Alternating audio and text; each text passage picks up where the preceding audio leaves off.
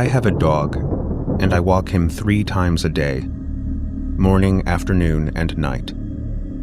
Each time I take the same route, starting from my driveway and heading toward the cul-de-sac parking lot for the condo complex where I live. This is important, as it ties into what happened one night. We usually go on our final walk of the day pretty late. It's just a habit I've fallen into over the years, and it's never been a problem before. But that night, it was dark, with no street lights on in the parking lot, so I carried a flashlight with me as usual. I was also listening to music, with only one headphone in, just in case I needed to hear something unusual.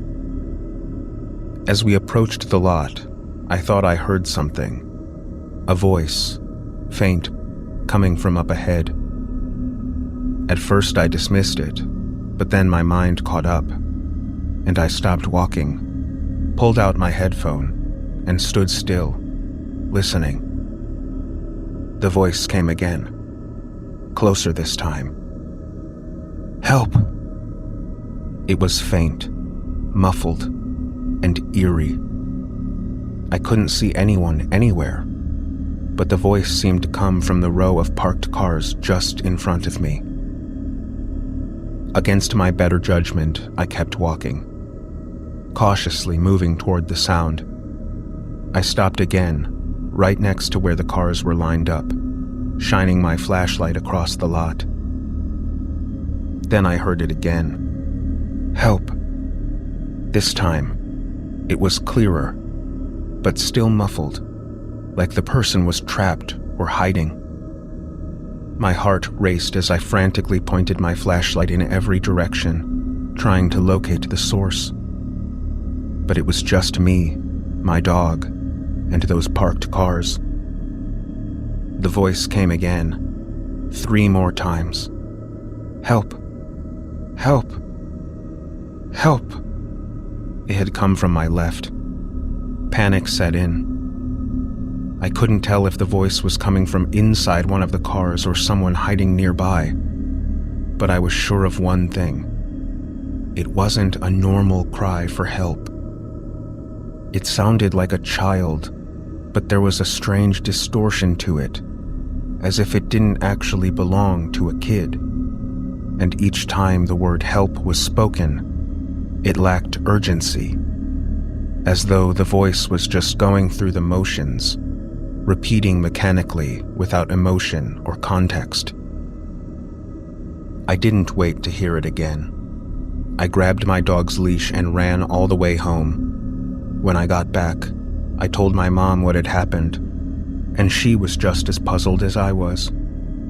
I suggested we call the police, just in case someone really was in trouble, but she said it wasn't necessary. To this day, I still wonder what I heard, and I'm working to accept that I will probably never know.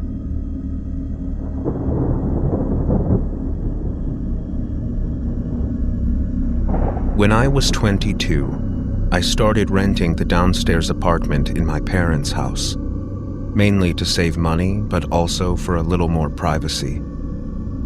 Even though my parents would go away a decent amount, it still felt like I had nowhere to myself. I could never host my friends or girlfriends over in peace. The downstairs apartment was separated from the upstairs by a lockable door in the stairway. It had an open layout, with a mini kitchen being a part of the living room area. Down the hall were my bedroom, bathroom, and laundry room. And there was also a side entrance through the living room. This happened on a weekend when my parents were away, so I could be as loud as I wanted. I had my friends Anthony and Jay over, just to shoot the breeze and have a couple of drinks while watching the hockey game. We were blasting music as we chilled. I wouldn't say we got drunk, but I definitely had a buzz going by the end of the game. Since my parents were gone and I didn't have to worry about them randomly coming downstairs, I would keep the door between my apartment and the upstairs unlocked. I kept the drinks in the fridge upstairs because it was bigger and just worked better. Since my friends had driven and both been drinking, they decided to crash at my place for the night. The couch downstairs was massive and could easily sleep 3 people if they laid down the right way. After a pretty long night of drinking, I said goodnight and went to my room to sleep. I woke up in the middle of the night or early morning hours. Immediately, I heard what most likely woke me up. Footsteps from upstairs. Someone was walking around up there. It was a pretty natural assumption that it was Anthony or Jay going upstairs to check my parents' fridge for water or something, so I didn't let it bother me. I closed my eyes again, only to hear something else just a couple of minutes later. The sound of my bedroom doorknob being twisted. Someone had tried to open it, but it was locked. I always lock my bedroom door out of habit. I wondered why either of my friends would try to come in, but I was tired, so I figured if I didn't say anything and pretended to be asleep, they'd go back to sleep themselves. Maybe it sounds weird, but I just didn't have the energy to be bothered, and it worked. I fell back asleep shortly after that. When I woke up the next morning, Anthony was already gone, but Jay was still asleep on the couch. When he heard me open the fridge door, he slowly started moving around, rubbing his eyes. I asked him if he had tried to come into my room last night, and he said, "No, I don't think so," but that he didn't fully remember because he was pretty drunk. We picked up bacon, egg, and cheeses with coffee at a nearby deli and ate them in my backyard. Jay left not long after that, and I pretty much went about my day as usual.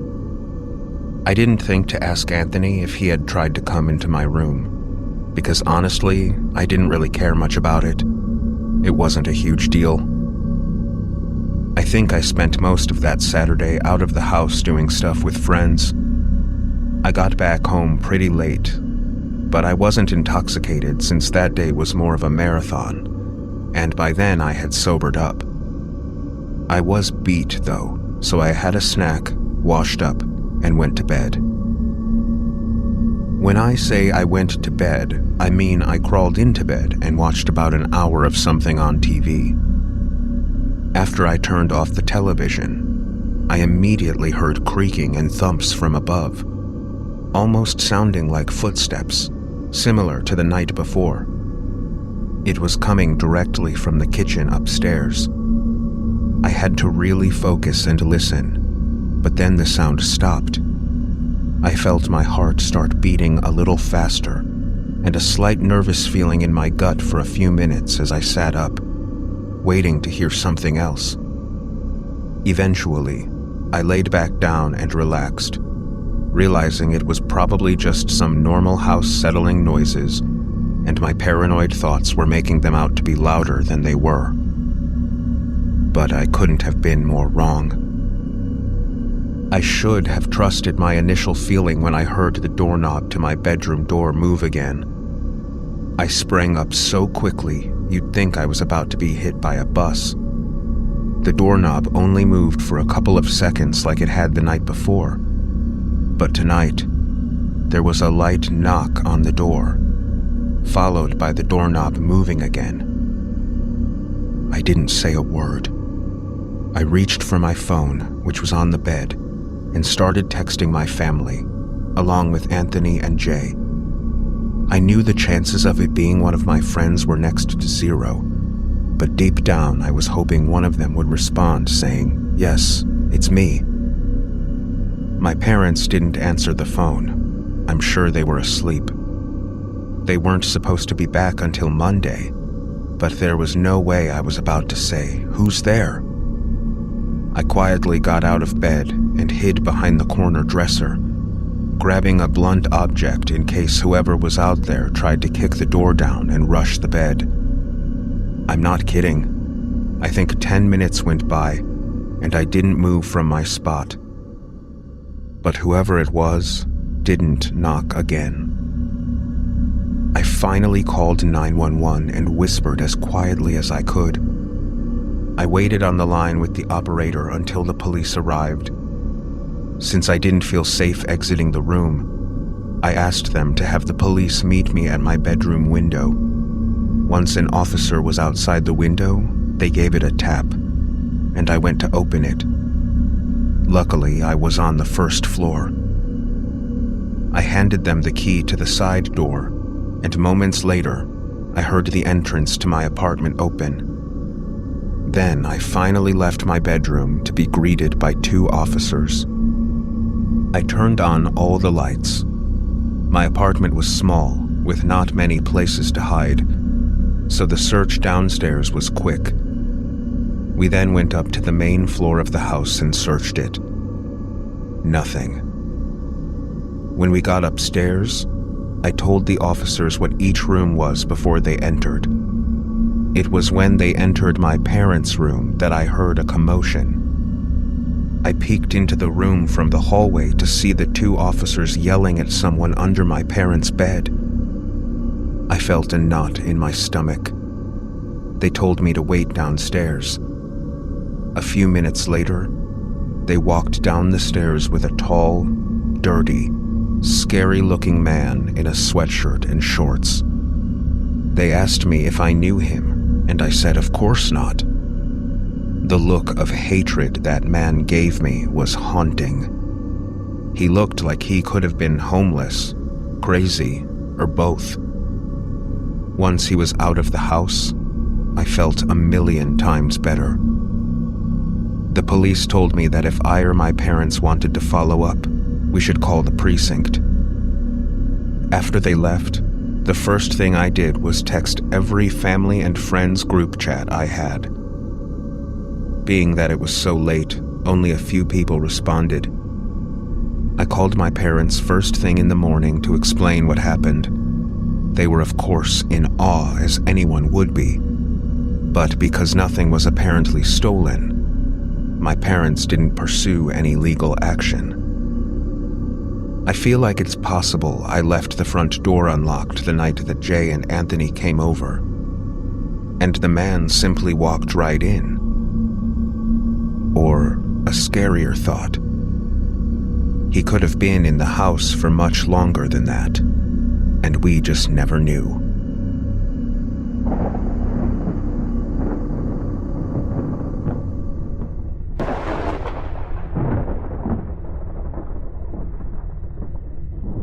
My name is Leo.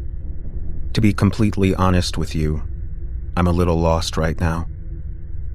I won't get into too much, but all you need to know is that my family situation is horrible. And for the past 3 years, I've been trying to stay as far away from them as possible. My close friends from high school have been changing in ways I don't like, and I feel like my hometown doesn't offer me anything anymore. I'm about to graduate college, and I have absolutely no idea what I'm going to do with my life. Enough of the sob story, though. Last year, I was in Berlin, searching for a sense of place or trying to find some direction in life. I was in some bar alone, which wasn't unusual for me. I was getting ready to leave when I patted my pockets and realized that my keys were missing. I stumbled out of the bar and began walking toward my apartment anyway, even though I knew I wouldn't be able to get in. The building was locked up tight, and it was far too late to get a replacement set. I'm not sure what most people would do in a situation like that, but my first thought was just to find somewhere to sleep for the night. As if my luck wasn't bad enough already, it started raining. Eventually, I passed along a nearby bridge and decided to sleep underneath it.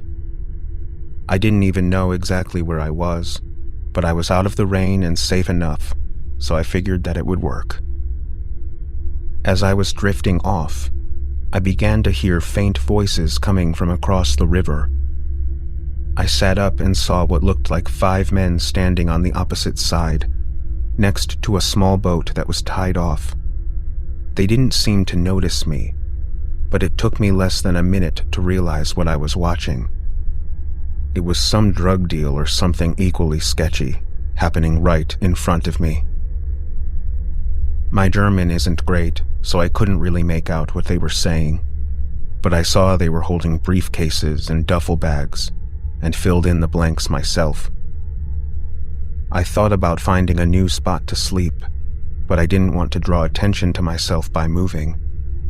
So I figured I would just wait for them to leave, and then I would sneak away quietly. Suddenly, one of the men began to shout aggressively and pointed a gun at one of the others. The other man raised his hands and started speaking really quickly, like he was trying to explain himself. It looked like he was being set up. The other men stripped him at gunpoint and started taking all his belongings. At that point, I definitely didn't feel safe anymore, so I tried to sneak away without making any noise. But just as I did, I heard one of the men shout something that roughly translated to, "There's someone over there." I didn't wait to find out what they were going to do. I started running and didn't even bother to look back. They shouted more, but the only words I understood were, "Don't shoot." I kept running until I was so exhausted that I threw up and nearly passed out from the combination of fear and alcohol. I knew they could have easily killed me if they wanted to. Sometimes I still think about how close I came to losing my life that night, and it haunts me.